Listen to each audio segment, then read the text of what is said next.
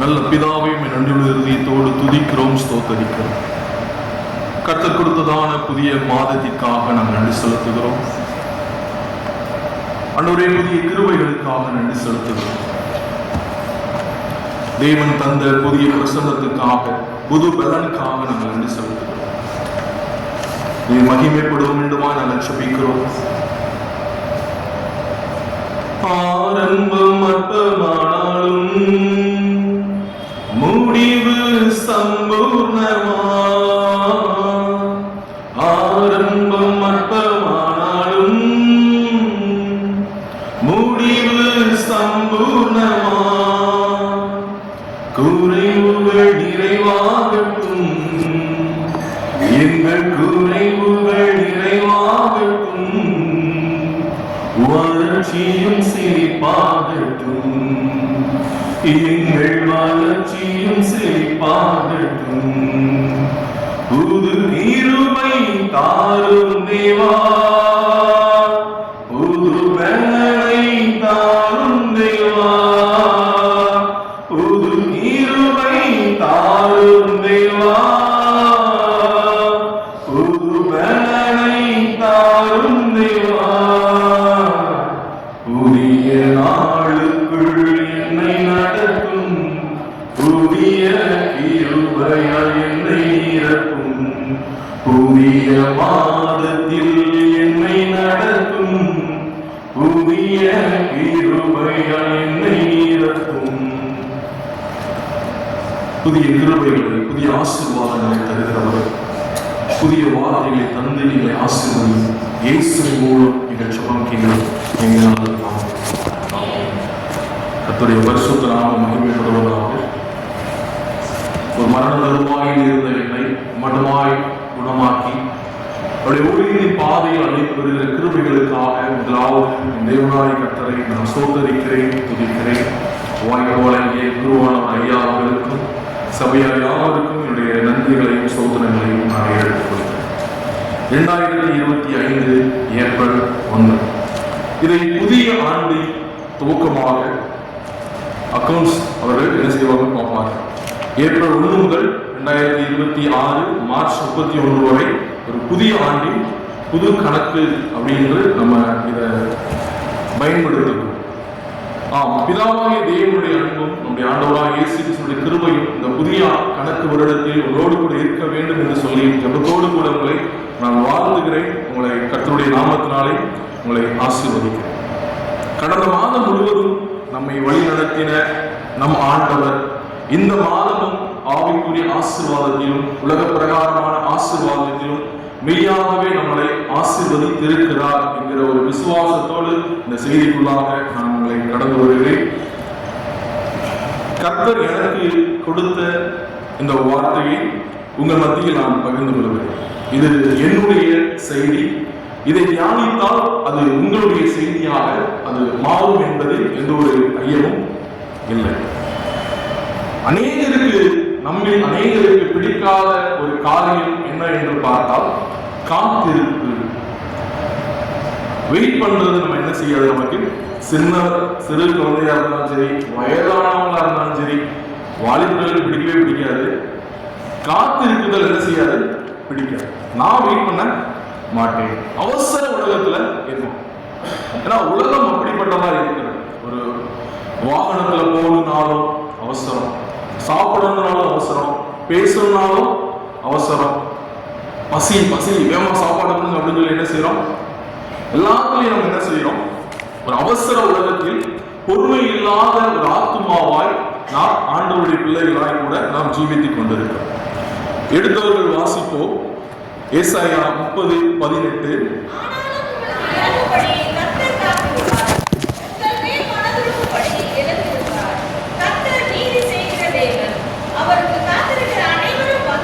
ஆமென். அவருக்கு காத்திருக்கிற அனைவரும் பாக்கியவான்கள், ஏனெனில் அவர் நமக்காக காத்திருக்கிறார். முதலாவது நான் ஒரு வார்த்தையை மாத்திரம் உங்களுக்கு சொல்லி இதை விளக்க ஆரம்பிக்கிறேன். ஆனாலும்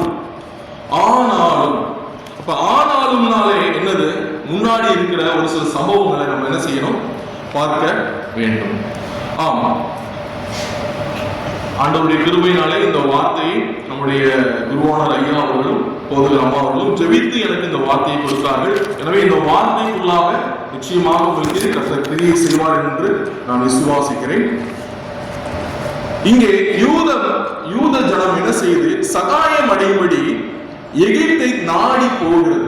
அங்கே நாம் வாசித்தால் 30:1 முதல் நாம் வாசித்தால் நமக்கு அங்கே தெரியும் எகிப்தின் உறவை நாடுகிற அந்த யூத ஜனம்.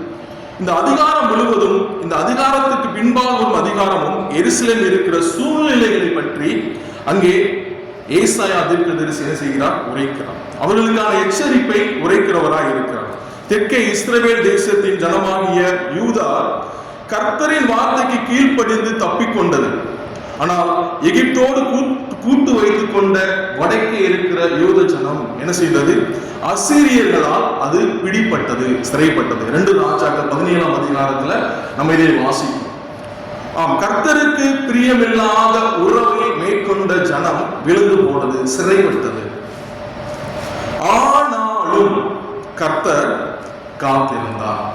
ஆனாலும் கர்த்தர் இரக்கம் செய்யும்படி, மனதுருக்கம் செய்யும்படி எழுந்தார்.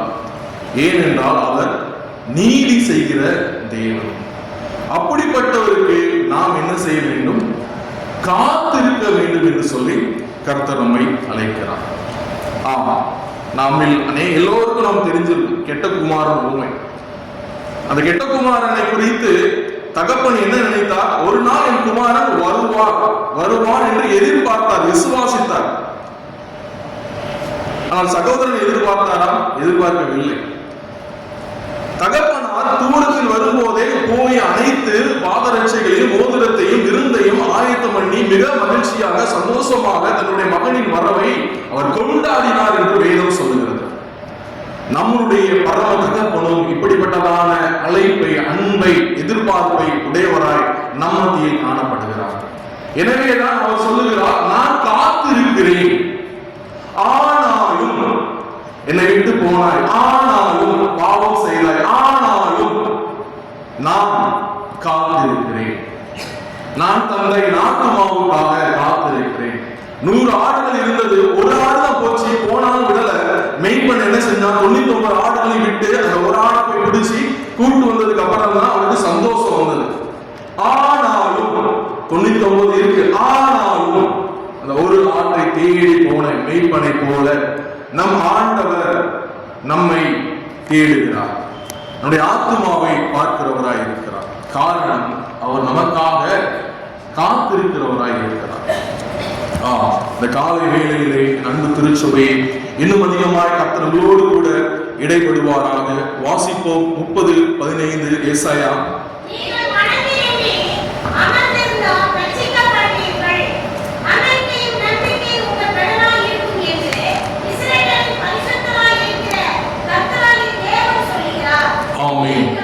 நீங்கள் மனம் திரும்பி அமர்ந்திருந்தால் ரட்சிக்கப்படுவீர்கள். இங்கே யூத ஜனங்களுக்கு ஏசாயாவால் உரைக்கப்படுகிறது, நீ அந்த ஜனங்களோடு எகிப்தோடு கூட உதவிக்கு போக வேண்டாம், நீ என்ன செய்? அமர்ந்திருந்தால் ரட்சிக்கப்படுவீர்கள். நாமும் நம்முடைய வாழ்க்கையில் ஒரு பாடு, ஒரு பலவீனம், ஒரு நோய், ஒரு எதிர்பார்ப்பு, ஒரு உதவி தேடும் போது யாரை தேடி, யாரை நாடி ஓடுகிறோம், கேட்கிறோம்? பணம் படைத்தவர்களையா, அதிகாரம் படைத்தவர்களையா, நம்முடைய நண்பர்களையா, அல்லது ஊழியர்களையா, அல்லது தேவ சமூகத்தில் வந்து முதலாவது தேவனுடைய ராஜ்யத்தின் நீதியின் தேடுகள்? அப்பொழுது எல்லாம் கூட கொடுக்கப்படுகின்ற வார்த்தை விசுவாசித்து கர்த்தரிடம் நாம் வருகிறோமா? இங்கே ஏசாயா தீர்க்கதரிசி என்ன உரைக்கிறார்? கர்த்தரிடத்தில் திரும்புங்கள், மனம் திரும்புங்கள் என்று உரைக்கிறார். மாறாக அங்கே வட யூத தேசம் பின்மாறி போய் எகிப்தில் சத்தத்தை கேட்டு எகிப்துக்கு சார்பாக போய் அங்கே விழுந்து போனது என்று நாம் பார்க்கிறோம். ஏசாயா 30 அதிகாரத்தில் 31ஆம் வசனம் 32ஆம் வசனத்தில் அங்கே கர்த்தரின் சுவாசம் கெந்தக தீயை போல அதை கொளுத்தும். இது வெளிப்படுத்துதல் 20:10 நாம் வாசிக்கிறோம். கடைசி நாட்களிலே பிசாசு ஆனவனுக்கும் கள்ள தீர்க்கதரிசிகளுக்கும் உண்டான அந்த கொடிய வேதனை குறித்து. இங்கே ராஜாவுக்கும் என்பது அங்கே கள்ள தீர்க்கதரிசிகளுக்கும் என்று எழுதப்பட்டிருக்கிறது. மதியம் நம்ம ஊர்ல மதியம் 1 மணிக்கு மேல வெயில் என்ன செய்ய முடியல, தாங்க முடியல, அவ்வளோ வெயில் அடிக்குது. பக்கத்து வீட்டுல ஒருத்தவங்க யாரோ மதிச்சுட்டாங்கன்னு வச்சுக்கோங்க, ஒரு வயசு கம்மியான, அவங்களுடைய அலறல் சத்தம், அழுகை சத்தம், கூக்குரல் நமக்கு எப்படி இருக்கும்? ரொம்ப கஷ்டமா இருக்கும். ஒரு பயம், ஒரு நடுக்கம் வரும். அது மாதிரி அக்கினி கடல்ல, நரகத்துல கோடான கோடி ஆத்துமாக்கள் என்ன செய்துட்டு இருக்கு? அலறி புலம்பி கதறி கிட்டு இருக்கு. நம்மளால என்ன செய்ய முடியாது? அத பக்கத்தில் உள்ளதையும் என்ன செய்ய முடியாது, கேட்க முடியாது. ஆனாலும் கர்த்தர் உங்களுக்கு காத்திருக்கிறார். நமக்கு இறங்கும்படி கர்த்தர் காத்திருக்கிறார். மீண்டுமாக யூத ஜனங்களை கர்த்தர் நோக்கி பார்க்காமல் எகிப்தை நோக்கி பார்த்ததினால் எச்சரிக்கை கொடுக்கப்படுகிறது. மனிதர்களின் உதவியை நாடுவது நல்லதா? நல்லது.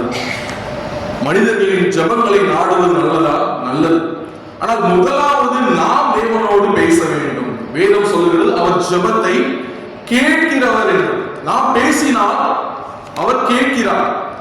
அவர் பேசும்போது வேதத்தின் மூலியமாக நாம் கேட்க முடியும். கடவுளோடு கூட உரையாடல் விடும் ஜனம் பாக்கியம் உள்ளது. அந்த சராசரங்களை படைத்த கடவுள் நம்மோடு கூட பேச அவர் விரும்புகிறவராய், நமக்குள்ள இருக்கிறவராய் அவர் இருக்கிறார். அவர் எந்த அளவுக்கு நாம் காக்க வைத்துக் கொண்டே இருக்கிறோம். நம்ம வெயிட் பண்ண மாட்டோம், ஆனா அந்த சராசரங்களை படைத்த கர்த்தர் நமக்காக வெயிட் பண்ணுகிறார். என் பிள்ளை என்ன பேசும் அப்படின்னு சொல்லி, என் பிள்ளை என்ன இன்னும் அதிகமா மனம் திரும்பி கெட்ட குமாரனை போல, தொலைந்து போன ஆடை போல வந்து மீண்டும் உறவு கொள்ளும், பாடும், துதிக்கும், ஜெபிக்கும், என்னுடைய நாமத்தை அறிக்கையிடும், சாட்சி சொல்லுன்னு சொல்லி என்ன செய்யறாரு? நம்மளை குறித்து அவர் ஏங்குகிறவராய் இருக்கிறார். என்னை குறித்து பூமியிலே நாமத்தை குறித்து அறிக்கையிடுகிறவனை நானும் பரலோகத்திலே பிதாவின் முன்பாக அறிக்கையிடு என்று சொல்லுகிற நம் ஆண்டவர். நமக்காக பிதாவினிடத்தில் வலது பட்சத்தில் நமக்காக ஜெபித்துக் கொண்டிருக்கிற நம் ஆண்டவர். அவர் நமக்காக காத்திருக்கிறார். ஆனாலும் நமக்காக காத்து கொண்டு இருக்கிறார். ரெக்கமெண்ட். யோசேப்பை குறித்து நம்ம நினைவு. யோசேப்பு எப்படிப்பட்டவர்? ஒன்று கூட அவர் சொல்ல முடியாது. திராட்சை செடின்னு சொல்லி அவருடைய தகப்பனார் சொல்லுகிறார், திராட்சை செடி. அந்த யோசேப்பை என்ன செய்கிறாரு? சிறையில் இருக்கும்போது எகிப்துல பானபாத்திரக்காரர் 2 பேர் வர்றாங்க. அவருடைய சொப்பனத்துக்கு விளக்கம் சொல்றாரு. விளக்கம் சொன்ன உடனே இவர் என்ன சொல்றாரு? நான் ஒரு தப்பு பண்ணல, சிறைச்சாலைக்கு வந்துட்டேன், நீ முன்னாடி போய் பார்வோன்ட்ட என்ன குறிச்சு அறிவி, என்ன விடுதலை செய்ய சொல்லி சொல்றாரு. ஆதியாகமம் 40 நம்ம வாசிக்கிறோம், 14-23 வசனங்கள்ல. நீங்க பாருங்க, யோசேப்பு என்ன சொல்றாரு? எனக்காக சொல்லு, ரெக்கமெண்ட்.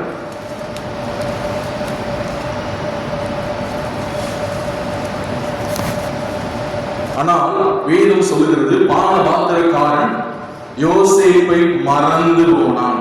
40:1 பாத்தீங்கன்னா 41 2 வருடம் கழித்து அப்படின்னு ஆரம்பிக்குது. நமக்கு அந்த வசனம் ரொம்ப ஈஸியா நம்ம உட்கார்ந்து வாசிக்கிறோம். அந்த 2 வருஷம் அந்த ஜெயில தாகம், வெயில், கொடுமை எல்லாம் எவ்வளவு கஷ்டப்பட்டு இருப்பாரு யோசேப்பு. 2 வருஷம் கழிச்சு பார்வோனுக்கு சொப்பனம் வருது. அந்த விளக்கம் வராதாய் முடியல. சிறையில் இருக்கிற யோசேப்பு அப்புறம் பானபாத்திரக்காரனுக்கு நினைவு வருது, கர்த்தரால் வருது. அல்லேலூயா. ஏற்ற நேரத்தில் வந்து பார்வோன் அங்கே யோசேப்பை கொண்டு வந்து சொப்பனத்துக்கு, ஒருவரால் சொல்லக்கூடாத சொப்பனத்துக்கு விளக்கம் அளித்து அங்கே உயர்த்தப்படுகிறான். யோசேப்பு உயர்த்தப்படுகிறான். ஏற்ற வேலை. அந்த யோசேப்பு தான் டாக்ஸ் முதல்ல போட, வயலுக்கு டாக்ஸ். இப்ப நம்ம அந்த மாசம் என்ன கட்ட போறோம்? டாக்ஸ் கட்ட போறோம். புதுசா கணக்கு எழுத போறோம். வரிக்கான கணக்கை எழுதி முதல்ல ஆரம்பிச்சு வச்சது யாரு? அந்த யோசேப்பு. யோசேப்பு அவர் சிபாரிசை தேடினார். ஆனால் அந்த சிபாரிசு எடுபடவில்லை. கர்த்தர் நினைத்த நாளிலே யோசேப்பை உயர்த்தினார். நாம் யாரை முதலில் வைக்கிறோம்? யாரை தேடி போகிறோம்? நம்முடைய காரியங்களை, நண்பர்களையா, அல்லது படைத்தவரையா? படைத்தவரை நோக்கி பார்க்கும்போது நிச்சயமாய் அவர் ஏற்ற நேரத்தில் காலத்தில் நம்மை உயர்த்த அவர் வல்லமை உள்ளவராக இருக்கிறார். அவர் சக்தி உள்ளவராக இருக்கிறார். கர்த்தரை தேடுகிறவர்களுக்கோ ஒரு நன்மையும் குறைவுபடாது என்று வேதம் சொல்லுகிறது. ஒரு ரகசியத்தை உங்களுக்கு நான் சொல்லுகிறேன். நிபந்தனைகள், மனிதர்கள் நம்மை ஆசீர்வதிக்க நிபந்தனைகளுடைய எதிர்பார்ப்புகள் உண்டு. ஏதோ ஒரு காரியம் உண்டு. மனிதர்கள் நினைத்தால் அவர்கள் முடிந்தாலும் உயர்த்துவார்கள். ஆனால் கர்த்தர் உயர்த்துகிற உயர்வு, கர்த்தர் ஆசீர்வதிக்கிற ஆசீர்வாதம், அது எல்லா ஜனங்களையும் அண்ணாந்து பார்க்கும் அளவு யோசேப்பின் உயர்வை விட அவர் நம்மளை ஆசீர்வதிக்க உயர்த்த வல்லமை உள்ளவராக இருக்கிறார். அல்லேலூயா. அதுக்கு நாம் என்ன செய்ய வேண்டும்? காத்திருக்க வேண்டும். ஆனாலும் கர்த்தர் காத்திருக்கிறார், நம்மளும் என்ன செய்யணும்? காத்திருக்கணும். ஏன்னா அவர் எழும்பி நீதி செய்கிற தேவன், அவர் நீதி செய்கிற தேவனாய் இருக்கிறார். கர்த்தர் ஆசீர்வதிக்க அவர் யாரிடமும் கேட்க வேண்டியது இல்லை. மனிதர்கள் கேட்பாங்க. மனிதர்கள் என்ன செய்வாங்க? நிபந்தனைகள் உண்டு, கட்டுப்பாடுகள் உண்டு நம்ம எல்லாருக்கும். ஆனா கர்த்தருக்கு ஒரு கட்டுப்பாடும் இல்லை. அவர் நினைச்சா உயர்த்துவார், அவர் நினைச்சா தாழ்த்துவார். எனவே அவருக்கு அதிகமாய் நாம் காத்திருப்போம். ஏப்ரல் மாதத்திலே முதலாம் நாளில் காலை நேரத்திலே கர்த்தர் கொடுக்கிற வார்த்தை, கர்த்தருக்கு அதிகமாய் காத்திருங்கள். ரதங்களை குறித்தும் குதிரைகளை குறித்தும் நான் மேன்மை பாராட்ட வேண்டாம். தேவனாகிய கர்த்தரை நாமத்தை குறித்து மேன்மை பாராட்டுவோமானால் நிச்சயமாய் கர்த்தர் நம்மையும் அவர் மேன்மை பாராட்ட அவர் வல்லமை உள்ளவராய் இருக்கிறார். இஸ்ரவேலுக்கு வந்த பிரச்சனைக்கு காரணம் அடிப்படையாக இருந்தது, அவர்கள் தேவனை தேட மறந்தார்கள்.